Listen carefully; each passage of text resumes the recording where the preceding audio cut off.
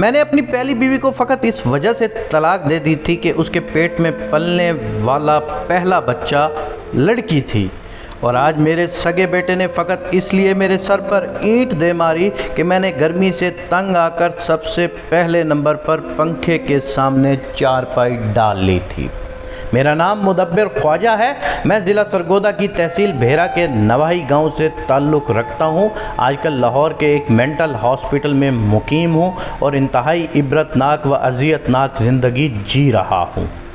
شاید یہ میرے ظلم کی وجہ سے میرا حال ہوا ہے۔ میری نسبت میرے بچپن میں ہی میری خالہ زاد سحر عقیل سے طے کر دی گئی تھی۔ سحر کی قسمت میں شاید جب تک جینا تھا آزمائش ہی لکھی ہوئی تھی، لہذا جب وہ 9 سال کی تھی تب اس کے والد کا انتقال ہو گیا تھا۔ والد کی موت کے بعد سحر کے ددیال والوں نے اس کی ماں کو جان سے مارنے کی دھمکی دے کر سب کچھ اپنے نام لگوایا، اور پھر 9 یا 10 سالہ سحر کو ماں کے ساتھ گھر سے نکال دیا۔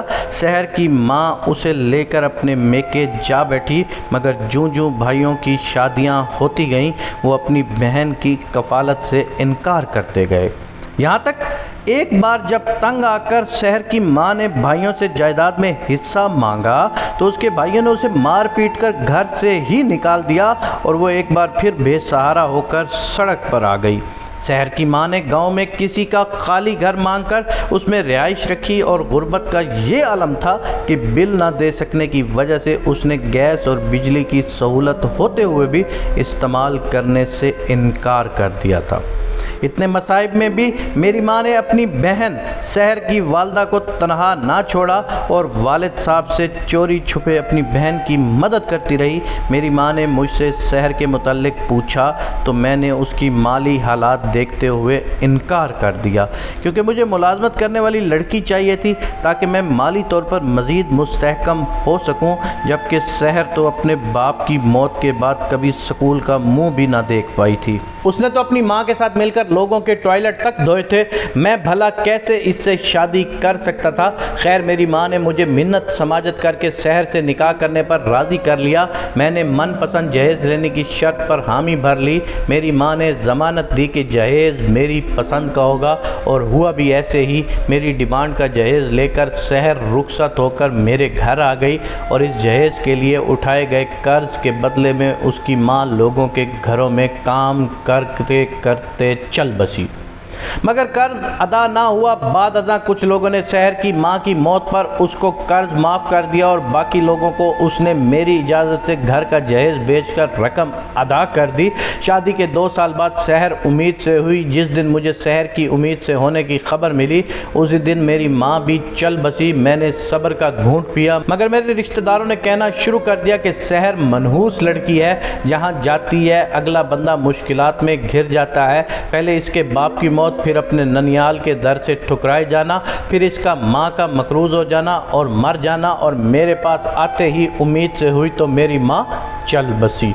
شمائی قسمت جب 5واں بار ٹیسٹ کروایا تو پتہ چلا سحر کے پیٹ میں موجود بچہ لڑکی ہے، تو میں ڈر گیا کہ وہ لڑکی بھی سحر کی طرح منحوس نہ ہو، اس کے ہوش سنبھالتے ہی میں نہ مر جاؤں۔ میں نے لوگوں کی باتوں کو بھی دل پر لے لیا، اور ساتھ ہی جب مجھے پتہ چلا کہ آنے والا مہمان بیٹی ہے تو میں نے سوچا اس کی پرورش، تعلیم اور صحت، شادی، جہیز، ان سب پر اخراجات کر کے مجھے تو کچھ بھی نہیں بچے گا، سو میں نے سحر سے جان چھڑانے کا فیصلہ کر لیا۔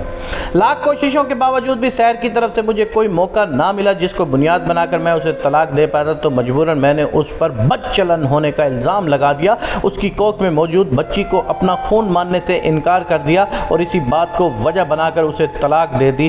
سحر کے پاس کوئی سہارا نہ تھا، کوئی ٹھکانہ نہ تھا۔ اس نے قرآن پر ہاتھ رکھ کر مجھے اپنے کردار کی قسم دی، مگر میں نے کہا اب طلاق ہو چکی ہے، اب ان قسموں کا کوئی فائدہ نہیں۔ اس نے مجھے مفتیوں اور عالموں سے فتویٰ لینے کا کہا۔ اس نے کہا بچہ پیدا ہونے کے بعد طلاق ہوگی، غرض کہ اس کی طرف سے ہزاروں دلیلیں دی گئیں، مگر میں نے تمام تر کو رد کر دیا اور اسے گھر سے نکال باہر کیا۔ مجھے یاد ہے سردیوں کی یک بستہ رات کو 10 بجے اسے میں نے اپنے گھر سے نکالا، اور پھر چاہ کر بھی اسے ڈھونڈ نہیں پایا۔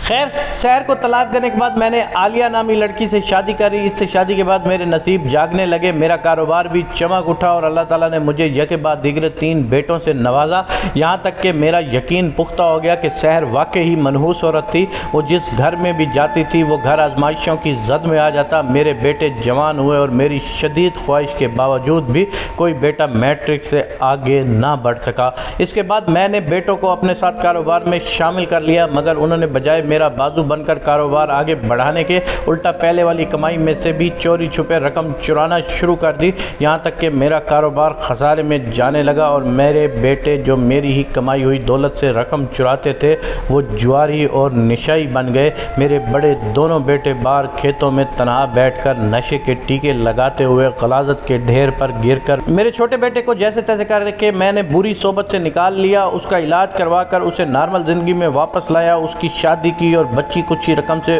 اسے ایک چھوٹی سی دکان بنا کر دے دی۔ میرا بیٹا اس دکان سے رزق کما کر اپنے بیوی بچوں کے ساتھ ساتھ اپنی بیوی کے میکے والوں کا بھی پیٹ بھرتا رہا، اپنے دوستوں اور عزیزوں کی دعوتیں بھی کرتا، مگر جب مجھے 3 وقت روٹی دینے کی باری آتی تو میری ذات اسے بوجھ لگنے لگتی۔ میرے قریب سے گزرتے ہوئے کہتا ہے پتہ نہیں یہ بڈھا کب مرے گا اور گھر کا خرچ کم ہوگا، جبکہ میری بہو مجھے ایسے روٹی ڈالتی جیسے گلی کے بیرونی دروازے کی دہلیز پر آئے کتے کے آگے روٹی ڈالی ہو۔ عمر زیادہ ہو جانے کی وجہ سے اگر کپڑوں پر کہیں غلاظت وغیرہ لگ جائے تو میری بہو میرے کپڑے دھونے سے انکار کر دیتی۔ اب تو اکثر اوقات میں اپنے کپڑے خود ہی دھو لیتا ہوں۔ گاؤں کے لوگ جو پہلے سحر کو منحوس کہتے تھے آج وہی لوگ مجھے ظالم کہتے ہوئے اپنے بچوں کو عبرت دلانے کی خاطر میری کہانی سناتے ہیں۔ چند دن پہلے کی بات ہے، گرمی شدید تھی، میرا دل گھبرا رہا تھا، میں نے اپنی چارپائی فرشی پنکھے کے آگے ڈال لی اور سو گیا۔ جب رات کو میرا بیٹا دکان بند کر کے گھر واپس لوٹا تو میری بہو نے اس سے کہا کہ بڈھا بچوں سے ضد لگا کر پہلے چارپائی پر سو گیا ہے اور جان بوجھ کر ٹانگ پر ٹانگ رکھ کے پڑا ہے تاکہ ہمارے بچوں اور مجھ تک ہوا نہ پہنچ سکے۔ میرے بیٹے نے اپنی بیوی کی بات سنتے ہی بنا تحقیق کے آؤ دیکھا نہ تاؤ میرے سر میں اینٹ دے ماری۔